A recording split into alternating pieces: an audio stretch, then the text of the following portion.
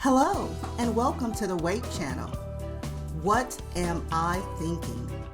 A podcast where two sisters share uplifting conversations on fun and sometimes serious topics. Join us each week by clicking the notification bell and subscribing to our channel. If you enjoy the show, use the share link. It's one of the best ways to expand the conversation. Welcome to the W.A.I.T channel. What am I thinking? This will be our year-end review to let you know what are we thinking about the popular news and global issues for 2021. So, can't do a year-end review without starting the topic off with January 6th. January 6th. Yes. So tell me, Lori, what are you thinking about January 6th? I think, like most Americans, when I think of January 6th, I can't help but think about 9/11 and how that was a moment in our country's history that I never thought I would see anything to tear at me in the same way, and to sit and watch people desecrate a place where we are founded and we're known around the world for our laws and the foundation of our government, and to more importantly see a president who watched it along with his family, along with other supporters, and seemingly did nothing. Yeah, that smooth transition of power being impacted in such a negative way. And I think when I think of January 6th, I think the thing that gets me is the moment whereas with 9/11, we stuck together for a longer period of time. Right. And the moment that stands out to me is Lindsey Graham returning to his state in the airport. Yeah. After such a impassionate plea on the floor saying enough is enough. This is we've gone too far. Can't do it. Whatever. And instead of being able to stand in that truth, a few people booing at you and demeaning you not only caused him to sort of minimize the impacts of that day, but it sent a message to all those other lawmakers who I thought were going to stand in courage and tell the truth of what that day was, but instead they quickly retreated to more false truths. And that's what stands out to me the most, is that we couldn't stay together longer as a nation and, let the truth be the truth and, say this is not okay. It was almost like the culmination of 4 years of fear. Yeah. Of lawmakers living in fear of their leader. And not willing to allow truth to stand. I mean, it's like if you see something, you see it. Right. You can't unsee something. You can't unsee a fact. You can't or something unknow something. You can't unknow something. Exactly.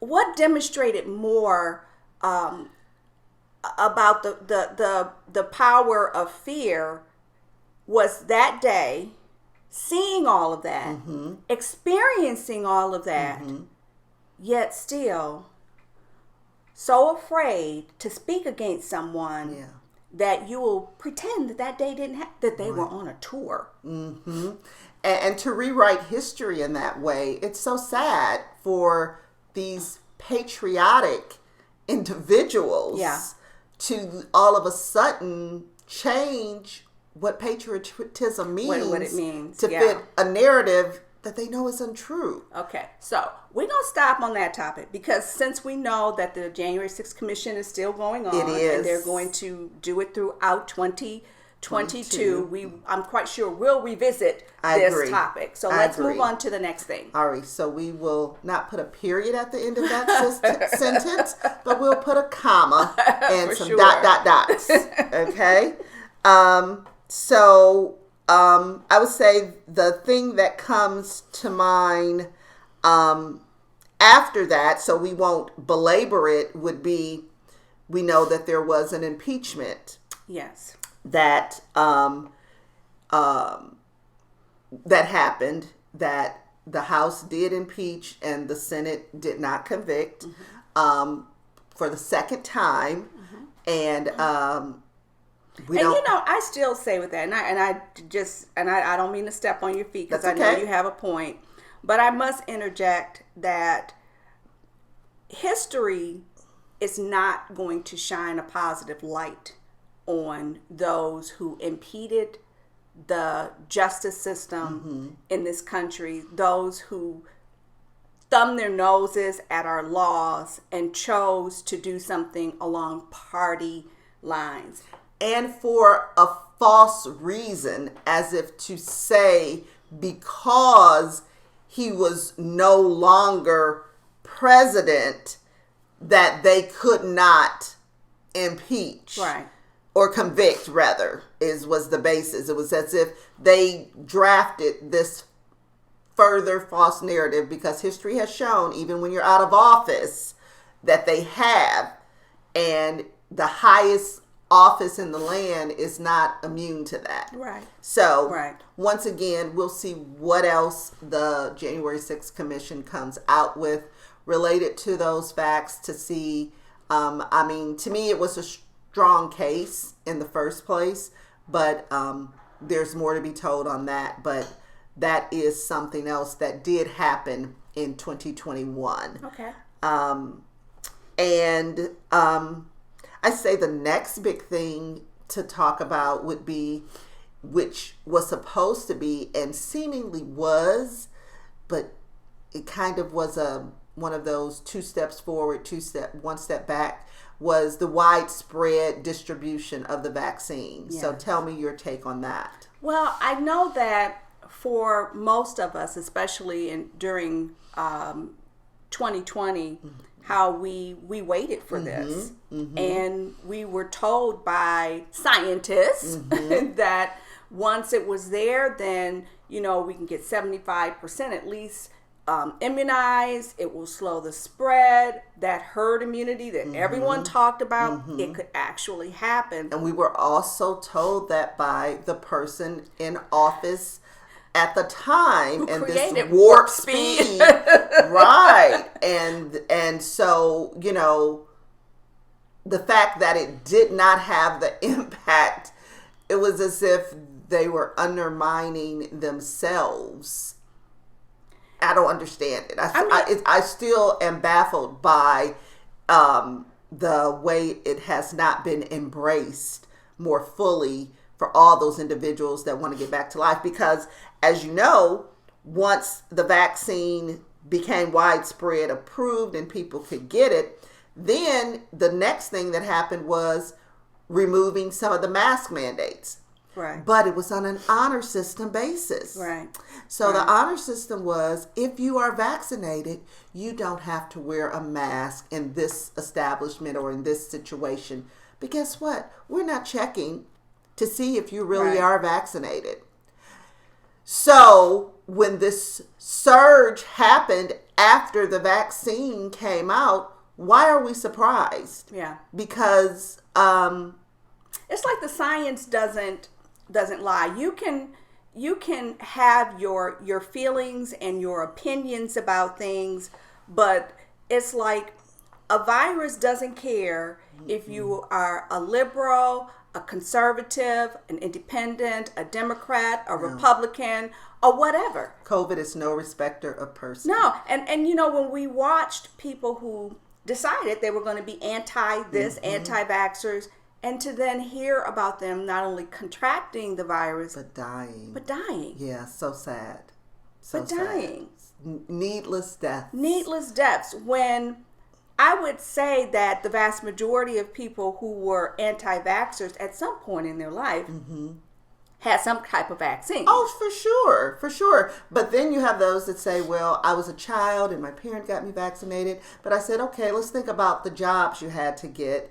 And if it required you to get testing, whether it was to say you needed to get the hepatitis vaccines, or you had to do the flu vaccine every year, or you had to, whatever it was. I know there was a time where you had to go ahead, and whether it was take medication, get a vaccine, get a booster, or something that you probably didn't know all the science behind. You went ahead on and you did it.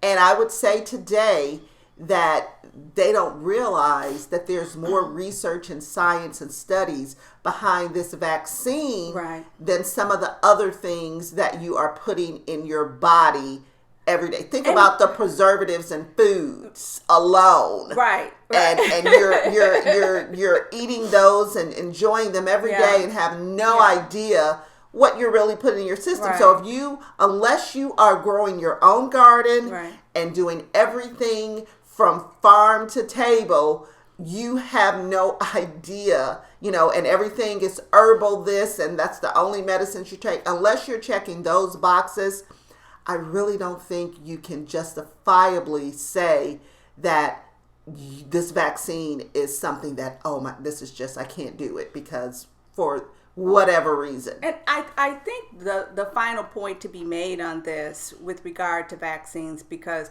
no one wants to tell anybody what to do with their body. Exactly. But again, let's just talk facts. One of the reasons, for example, the polio virus is not something that, at least in our country, is widely seen. It's because of a vaccine. Correct. And it only had a resurgence where we began seeing it when parents decided that they did not want their children to be vaccinated. Right. Same thing with measles. Exactly. Same thing with measles. Exactly. And so we know that we have freedoms in this country, and you don't have to. But you can't have it both ways. So if you're choosing to opt out, then at least opt into the other precautions to prevent the spread. And guess what? Everything on the internet is not true. My God. I've told people, I said, unless you are looking at a peer-reviewed journal, article, research, then you have to kind of negate it. Right. Because if it's not something that's truly been, because the same way you're balking at the study and the research behind the vaccine, the people that are giving you information trying to debunk it, has that been researched and verified and peer reviewed? Right. No, it's not. Right. It's somebody's opinion. Right. Somebody's just, spewing something out there to minimize the impact of the vaccine, which I don't understand. But it's within their right not to be vaccinated. But I just ask, if you're going to check the box of an anti-vaxxer, then at least check the box of protocols for safeties. To do both to not want to do one and then negate the other, that's just reckless. Absolutely. And so I would hope for all anti-vaxxers are at least wearing a mask and doing all the other protocols that come into play. Okay, what's next on our list? Well, we also wanted to quickly talk about how the vaccine globally has had an impact, or not had the impact that we wanted it to have, because of countries. It was a big deal where even some people left the CDC or the FDA, I can't remember which one, related to the booster shot, and feeling like we needed to push the vaccine out to more countries. And the truth in that is, we're going to continue to have variants until, as a global world, we have a higher vaccine number.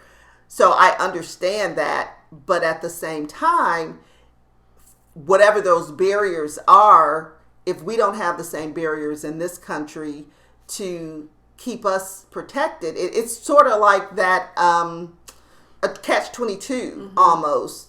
So I understand the problem, but I think as a world, if we all got on the same page, we could do both. As they say, you can walk and chew gum at the same time.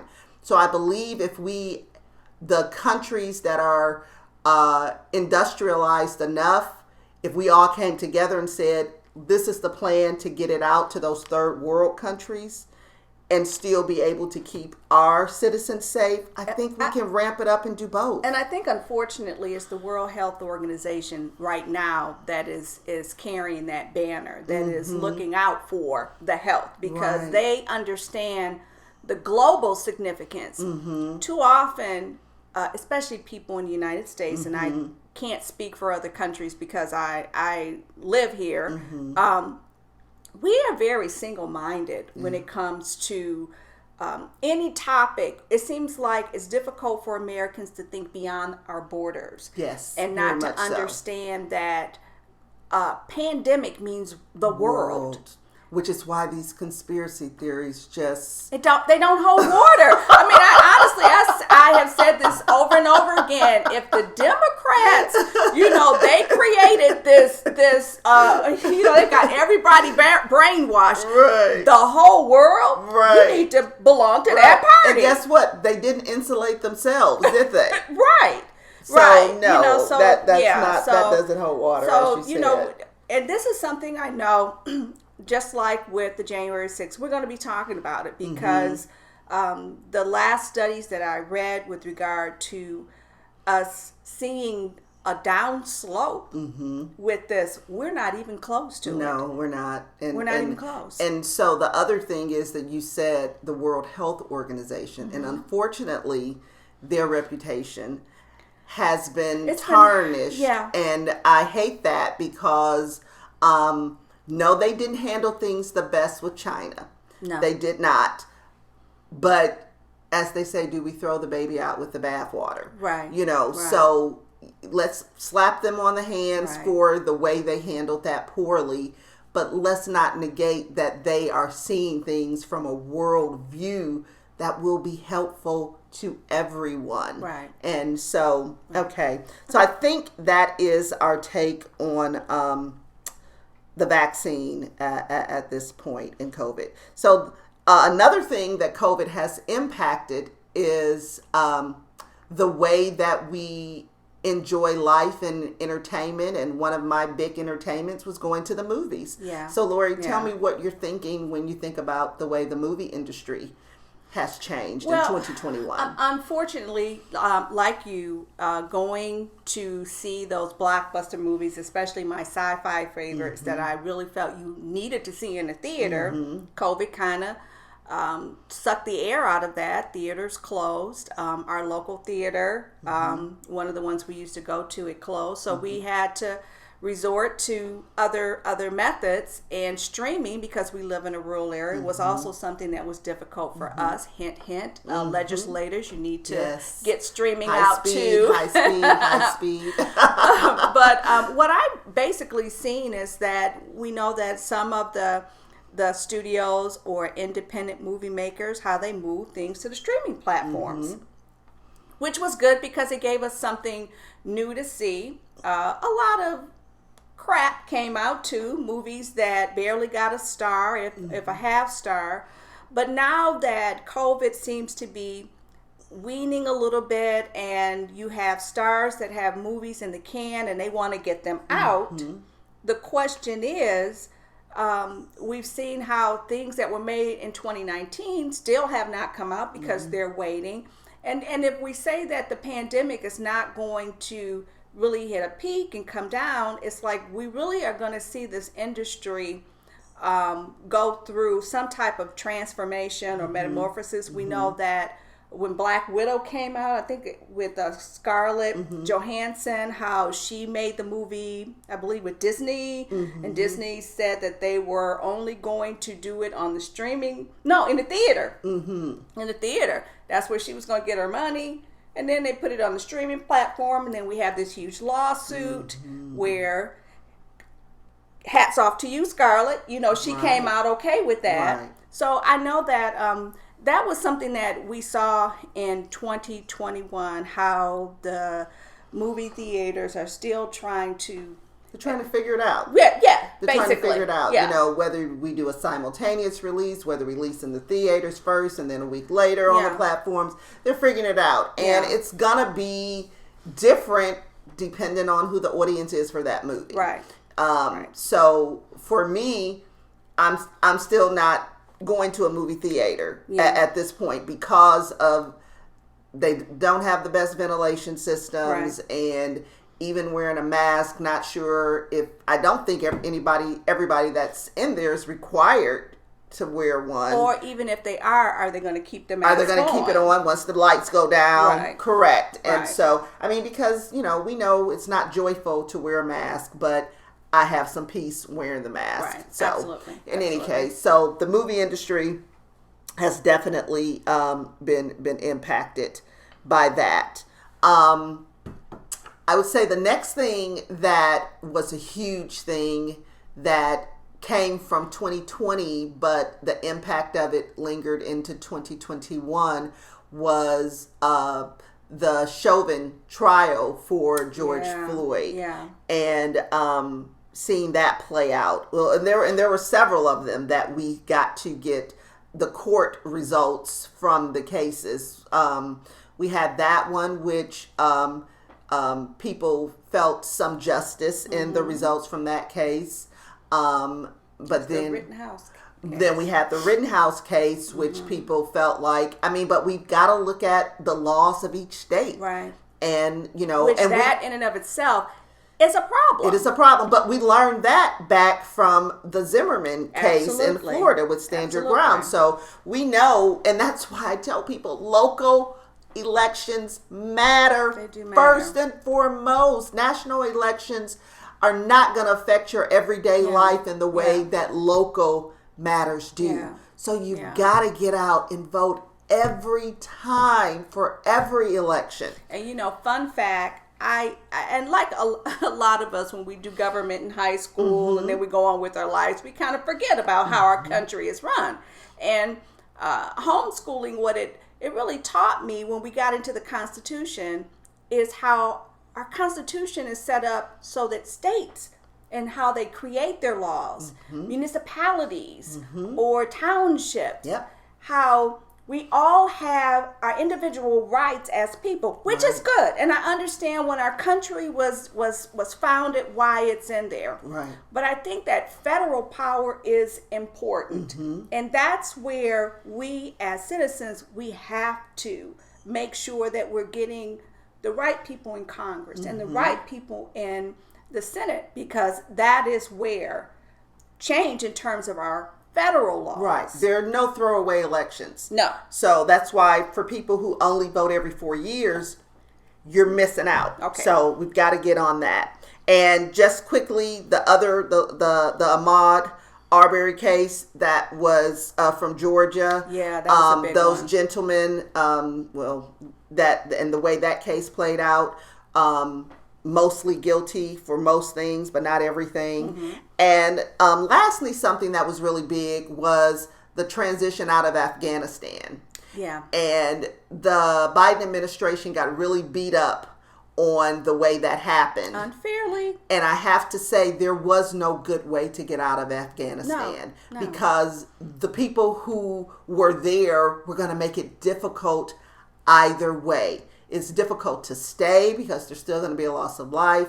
And then when you transition out, they were not going to make it pretty or easy. So there was no, and we cannot forget the deal that was already made. Right. That they make it seem like, oh, he could have just, no, do you think they weren't going to retaliate if he had just ignored it and backed out of that deal? So there was no pretty way to exit Afghanistan. And then with those people who had helped and trying to get, everyone, you had a whole group of people complaining about we did not protect enough of the Afghans and that helped us and get them out. But then you had a whole nother group was like, well, I don't want them over here in my country. Right. So it's like, these are not fun issues. These are not things you can just sew up and put a pretty bow on it. These are difficult, and there is sometimes no best way. I think that we we as people in the world, especially Western countries, we need to embrace history. Because what history has shown us is that change occurs when the country in power, the country that goes in, they become the rulers or helping to set up the government, they don't leave. Right. They stay. Right. And the success stories are when those countries stay and they set up embassies and they help. Right. To say we're going to pull completely out. Nowhere in our history have we really seen where that ends well. Right. When we pull completely out, it creates a vacuum. Right. Right. And that's exactly what happened. And that's what happened, but it was set in motion. It was already set in motion. By the previous administration. Right. And like I said, for all those people that said he could have just backed out of it. What does that say about our country, first off? Exactly. Who's going to trust us? Who's going to want to do dealings with us? Right. Because we know at a minimum every 8 years, it's going to change. It's going to change. And so I wouldn't want to deal with us if I know from one administration to the next, you're going to be changing rules and deals. So he made the best of a bad situation that he could. I don't think he would have wanted to pull out that way, but that's how it was done. I think overall, and the way to tie this up in a neat bow, when we think of the administration that went in, we have to ask, what was the reason?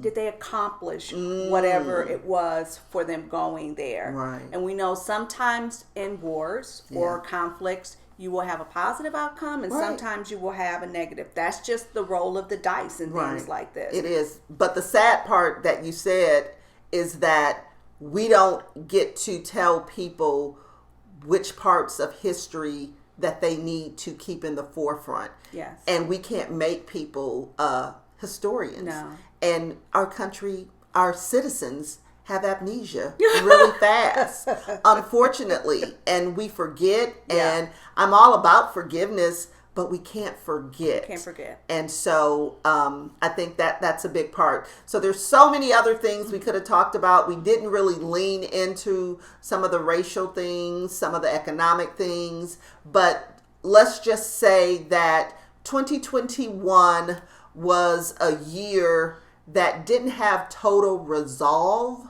but I would say we did evolve some. Yes, I agree. So make sure that you don't forget to subscribe to our channel. Click the bell to ring and notify you when we have new channel podcast information coming on weekly. And don't forget to join us next week, and thank you for listening.